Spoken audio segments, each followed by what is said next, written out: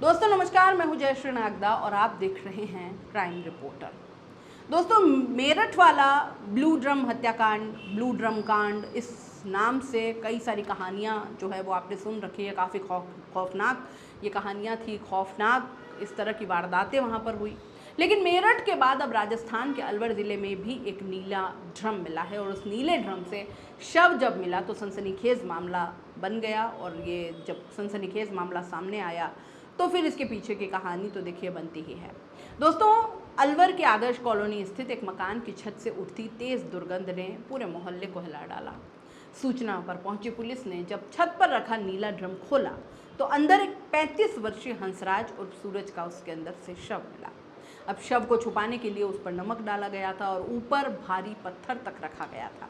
शव की पहचान और पृष्ठभूमि, पुलिस जांच में मृतक की पहचान जो है वो शाहजहांपुर उत्तर प्रदेश के नवादिया नावजपुर निवासी हंसराज के रूप में हुई। वो किशनगढ़ वास इलाके के एक ईंट भट्टे पर काम करता था और करीब 1.5 महीने पहले अपनी पत्नी और 3 बच्चों के साथ आदर्श कॉलोनी स्थित मकान किराए पर लिया। पड़ोसियों का कहना है कि दंपति में ज़्यादातर लड़ाई झगड़े होते रहते थे, अक्सर विवाद होता रहता था। अब सबसे चौंकाने वाली बात यह थी कि हत्या के बाद से मृतक की पत्नी, 3 बच्चे और मकान मालिक का बेटा जितेंद्र रहस्यमयी तरीके से गायब है। कोई वहां पर मौजूद नहीं है। मकान मालिक की पत्नी ने बताया कि जितेंद्र पिछले कई दिनों से घर पर नहीं है। इस पर अचानक वो गायब हो जाना पुलिस के लिए एक बड़ा संदेह बन जाता है। हत्या की आशंका और सबूत, पुलिस का मानना है कि हंसराज की हत्या धारदार हथियार से गला रेत कर की गई है और इसके बाद शव को नीले ड्रम में डालकर ऊपर से नमक भरा गया ताकि सड़न और दुर्गंध देर से फैले।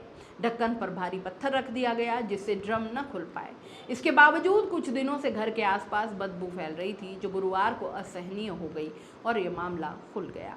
एफएसएल और फॉरेंसिक टीम ने मौके पर साक्ष्य जुटाए, शव को पोस्टमार्टम के लिए भेजा ताकि हत्या के समय और तरीके का पता भी चल सके। अब जैसे ही ड्रम से शव मिलने की खबर फैली, मोहल्ले में सनसनी मच गई और बड़ी संख्या में लोग जो है मौके पर जुट गए।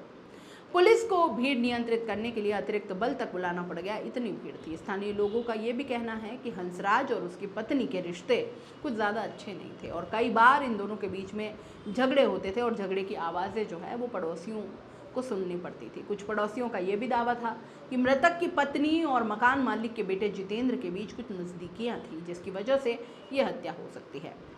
हालांकि दोस्तों पुलिस का काम करने का अपना तरीका होता है और पुलिस ने ऐसी किसी भी टिप्पणी से फिलहाल तो इनकार कर दिया। डिप्टी एसपी राजेंद्र सिंह जो इस केस को देख रहे हैं वो भी बताते हैं कि हत्या जो है वो बेहद योजनाबद्ध तरीके से की गई। आरोपियों ने शव को छुपाने और सबूत मिटाने की भी पूरी कोशिश की है। फिलहाल पुलिस ने हत्या का मुकदमा दर्ज कर लिया है और मृतक की पत्नी, बच्चों और मकान मालिक के बेटे की तलाश शुरू कर दी है। अब दोस्तों कुछ समय पहले मेरठ में भी आप जानते हैं कि ऐसा ही मामला सामने आया था जहां मुस्कान नाम की एक महिला ने अपने प्रेमी साहिल के साथ मिलकर पति की हत्या कर शव को नीले ड्रम में छुपा दिया। अब अलवर की ये वारदात बिल्कुल ठीक उसी तरह प्रतीत हो रही है। दोस्तों पुलिस के सामने कुछ सवाल भी खड़े होते हैं, जैसे हंसराज की पत्नी और बच्चे अचानक कहाँ गायब हो गए? मकान मालिक का बेटा जितेंद्र लापता क्यों है? हत्या घरेलू कलह का नतीजा है या किसी और वजह से हुई? शव कितने दिनों से ड्रम में रखा था और क्या मकान मालिक को भनक तक नहीं लगी इतने दिन?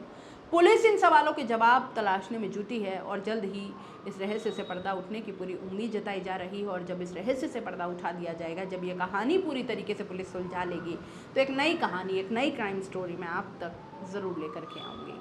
आपको क्राइम रिपोर्टर की कहानियाँ कैसी लगती है कमेंट बॉक्स में ज़रूर बताइए। जाते जाते चैनल को लाइक, शेयर और सब्सक्राइब ज़रूर कर दीजिए। नमस्कार।